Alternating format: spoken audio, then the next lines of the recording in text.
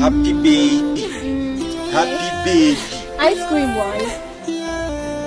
Mzanda nyo hijiri return ice cream la yaga.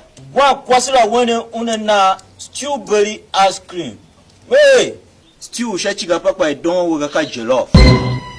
Ahide she pinem he yone na marina. Kama she otiwe yu ya marina.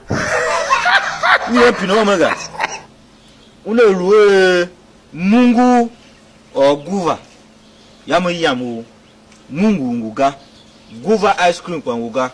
Hachu mungu kuwa guva yaka kwa otiwe ye kpokpo jira. Mtu akwa ne he ga vunda enwe gwemi nga imidem yamwe ya be. Sha kpukpa he. Ko kira. Inabo jina ha. Be da be the ice cream na. Akpukpa be meat pie hana. Go. Uto ji, you be asha. Asha. Chika kama ngaze. Asha. My you. Kai. Kapene we ruta ko yange ne gajano. O tigana ya be sha kpukpa tawi yo.